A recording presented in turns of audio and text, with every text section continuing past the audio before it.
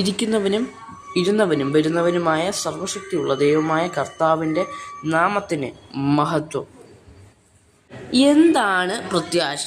നമ്മൾ സങ്കീർത്തനം 130 5 വാക്യത്തിൽ കാണുന്നത്, അവൻ്റെ വചനത്തിൽ ഞാൻ പ്രത്യാശ വെച്ചിരിക്കുന്നു. 131 വാക്യത്തിലെ 3 വാക്യത്തിൽ, ഇസ്രായേലേ, ഇന്നു മുതൽ എന്നേക്കും യഹോവയിൽ പ്രത്യാശ വെച്ചു കൊള്ളുക.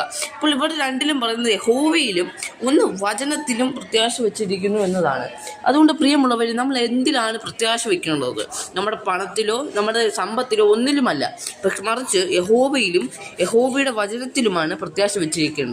നമ്മൾ ഇയ്യോബിൻ്റെ പുസ്തകം പഠിക്കുമ്പോൾ നമ്മൾ അതിൽ കാണുക കഴിയുന്നത്, ഇയ്യോബ് 14:7 ഒരു വൃക്ഷമായിരുന്നാൽ പ്രത്യാശയുണ്ട്, അതിനെ വെട്ടിയാൽ പിന്നെയും പൊട്ടിക്കിളർക്കും. എങ്ങനെയാണ് പൊട്ടിക്കിളർക്കുന്നതെന്ന് ചോദിച്ചു കഴിഞ്ഞാൽ, 9 വാക്യത്തിൽ, വെള്ളത്തിൻ്റെ ഗന്ധം കൊണ്ട് അത് കിളർക്കും, ഒരു തൈ പോലെ അത് തളർവിടും. അതാണ് പ്രത്യാശ. എന്താണ് പ്രത്യാശ എന്ന് ചോദിച്ചു കഴിഞ്ഞാൽ, ഒരു വെള്ളത്തിൻ്റെ ഗന്ധം തട്ടിയാൽ ഇത് കിളർക്കുമെന്നതാണ് ഇതിനകത്ത് പ്രത്യാശയായിട്ട് നമുക്ക് കാണുക കഴിയുന്നത്. അതുകൊണ്ട് എല്ലാവരും യഹോവയിൽ പ്രത്യാശ വെച്ച് കൊള്ളുകണം പറഞ്ഞുകൊണ്ട് എൻ്റെ ഈ ചെറിയ പ്രസംഗത്തിൽ ഇരുന്നുകൊള്ളുന്നു.